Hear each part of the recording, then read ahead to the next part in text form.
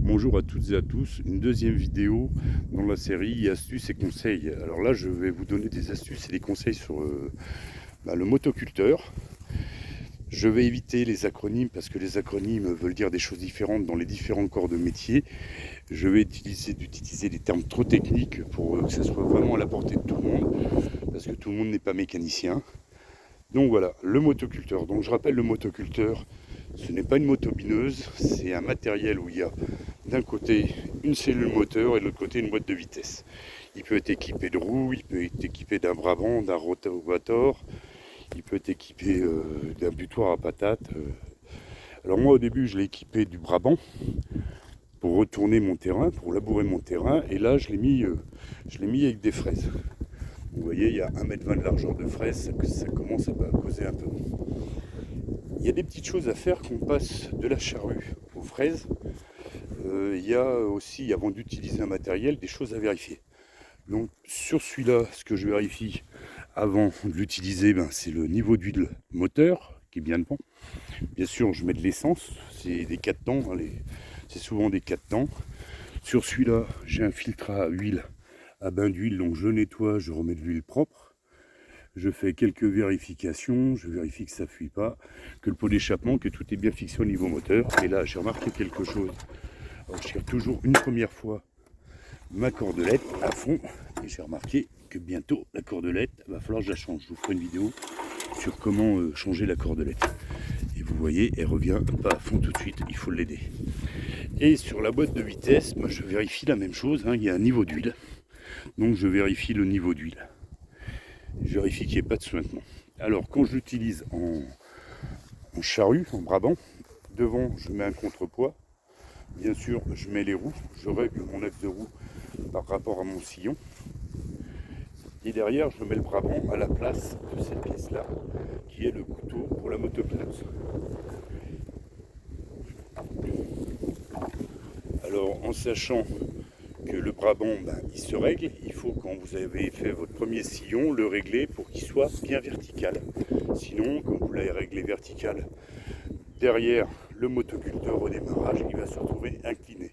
Et vous n'aurez pas de beau sillon.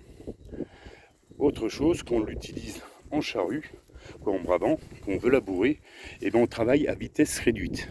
Alors c'est un peu comme le vélo, petit pignon, grande couronne.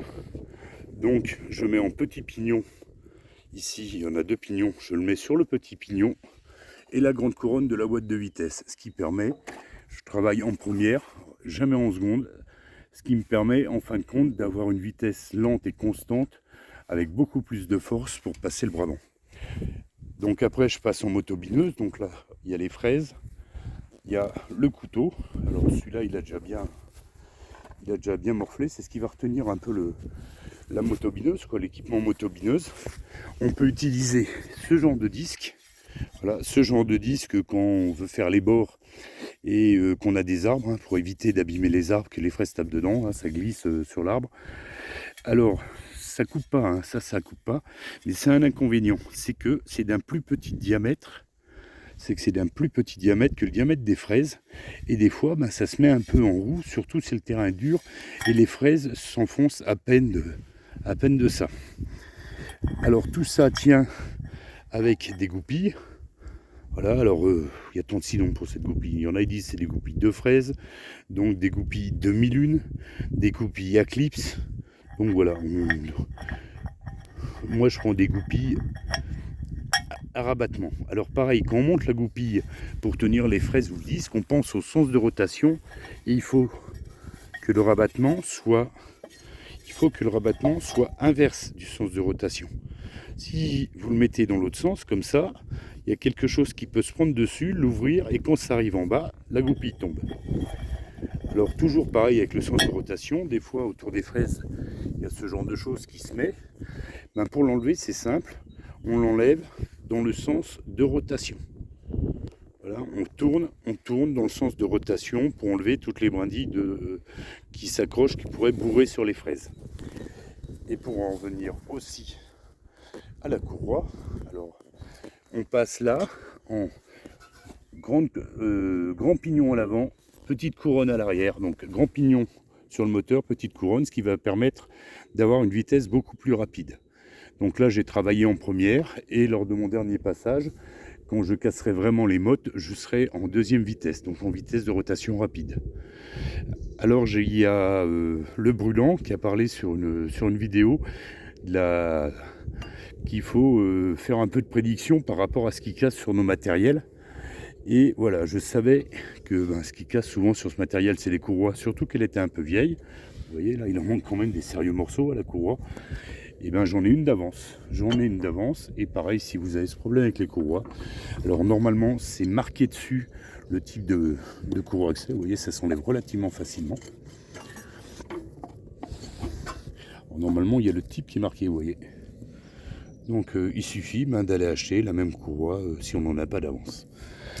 Et comment ça fonctionne la courroie? La courroie est folle sur le matériel et qu'on va appuyer sur la poignée, ou tirer ici, c'est une barre. Ça va relever ça va tendre la courroie et la courroie va venir forcer à l'avant, elle va être tendue et ça permettra la mise en route. Alors ce que j'ai oublié aussi sur vos vérifications, ça c'est le système d'embrayage de la courroie qui relève la petite roulette. Je ne sais pas si vous le voyez bien.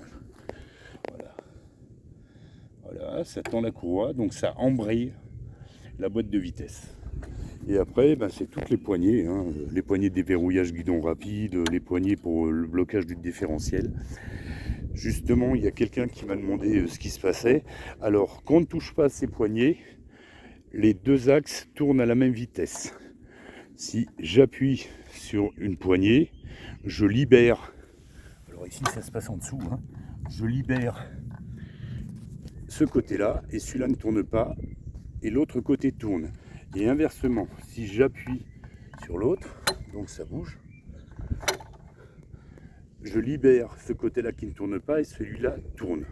Pour que les deux tournent en même temps, il faut que les deux poignées soient relâchées. Alors c'est aussi une sécurité, si vous reculez, que vous faites emmener par votre machine, vous attrapez les deux poignées, vous serrez et les deux axes, les deux côtés vont arrêter de tourner. Alors ce qui arrive, voilà, c'est on a les deux mains prises et il y a ça de pris. Et on veut débrayer parce qu'on est coincé. Ce qu'on fait, une main sur une poignée, le genou sur l'autre, et avec l'autre main, on rabat le système d'embrayage. Je vois pas quoi vous dire de plus sur ce matériel. Alors si vous avez d'autres questions sur le fonctionnement, sur des petites pannes, sur ce genre de matériel, n'hésitez pas à me les mettre en commentaire. Je vous souhaite une très bonne journée.